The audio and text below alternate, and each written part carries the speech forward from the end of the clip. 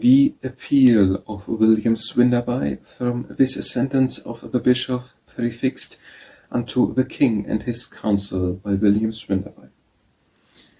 In nomine Patris et Filii et Spiritus Sancti. Amen. I, William Swinderby, priest, knowledge openly to all men that I was before the Bishop of Hereford the 3rd day of October, and before many other good clerks, to answer to certain conclusions of the faith that I was accused of. And mine answer was this, that if the bishop or any man could shew me by God's law that my conclusions or mine answers were error or heresy, I would be amended and openly revoke them before all the people.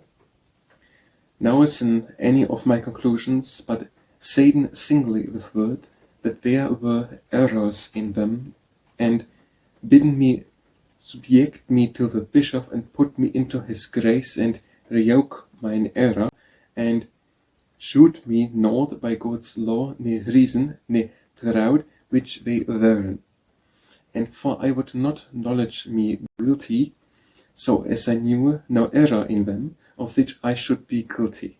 Wherefore the bishop stayed in dom in min absence, and deemed me an heretic, a schismatic, and a teacher of errors, and denounced me accursed, that I come not to correction of the church.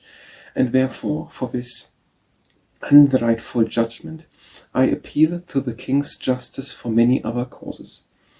One cause is for the king's court in such matter is above the bishop's court. For after that the bishop has accursed, he made me fear by his law, but then mote he such succor of a king's law, and by a writ of significode put a man in prison. The second cause is, for in cause of heresy there liggeth a judgment of death, and that thou may not be gone without the king's justices. For the bishop will say, Nobis non licet interficere quenquam, that is, it is not lawful for us to kill any man, as they said to Pilate when Christ should be deemed. And for I think that no justice will give suddenly and untrue dome as the bishop did, and therefore openly I appeal to and send my conclusions to the knights of the parliament to be showed to the lords and to be taken to the justices to be well wist or that they gwin dome. The third cause is, for it was a false dome, that no man is an heretic, but he that masterfully defends his error or heresy and stiffly maintains it. And mine answer has been always conditional, as the people openly knows. For e'er I say and yet say and always will, that if they can shew me by God's law that I her erred, I will gladly be amended and revoke mine errors, and so I am no heretic, ne more in God's grace will being in no wise. The fourth cause is, for the bishop's law, that they dem men by is full of errors and heresies contrary to the truth of Christ's law of the gospel. For where as Christian's law bids as law your enemies, the Pope's law goes versus law to hate them for to slay them, and grants men pardon to run again heaven men and slay them. And whereas Christian laws teach us to be merciful, the bishop's law teaches to be rageful. For death is the greatest and rage that man won't done on him that guilty is. Whereas Christ's law teaches us to bless him that diseases us, and to pray for him, the Pope's law teaches us to curse them, and in their great sentence that they presume to damn him to hell that they curse. And this is a full heresy of blasphemy. Whereas Christus' law bids us be patient, the Pope's law justifies two sorts, but with he smileth the shepherd of the church, and he has made lords and kings to swear to defend him and his church. Whereas Christus' law forbiddeth his lechery, the Pope's law justifies the abominable whoredom of common women, and the bishop in some place hold a great tribute or rent of whoredom. Whereas Christus' laws bids to minister spiritual things freely to the people, the Pope with his law sells for money after the quantity of the gift, as pardons, orders, blessings, and sacraments, and prayers and benefices, and preaching to the people as it is known amongst them. Whereas Christus' law teaches peace, the Pope with his law assoils men for money to gather the people, priests, and others to fight for his cause.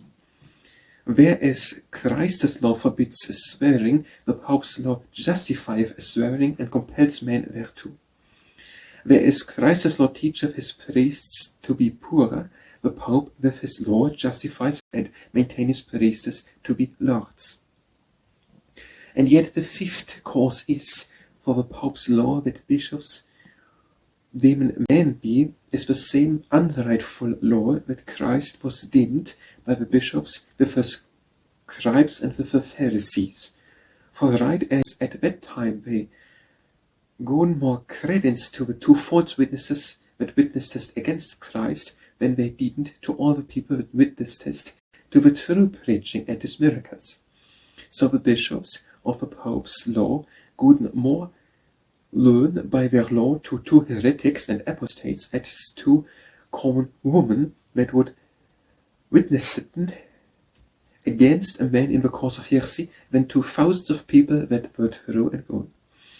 And for the Pope is this Antichrist and his law contrary to Christ's law. Fully I forsake this law, and so I read all Christian men. For thus, by another point of this law, they mightn't conquer much of this world. For when they can by this law present a man on heretic, his good as school be forfeit from him and from his heirs, and so might they lightly hold 2 or 3 false witnesses to record on heresy against what true men so them liked. Herefore methinks that whosoe'er that I am a Christian man, I may lawfully appeal from a false dome of the law to be righteously deemed by the truth of God's law. And if this appeal will not secure, I appeal openly to my Lord Jesus Christ, which shall deem all the world, for he, I would will not spare for no man to deem a truth. And therefore I pray God Almighty, with deut in the sorta book, Deus iudicium tuum regita et justitiam tuum filio regis, ludicare populum tuum in justatia et popores tuus in iudicio. That is, O God, give thy judgment to the king, and thy justice to the king's son, to judge thy people in justice and thy poor ones in judgment.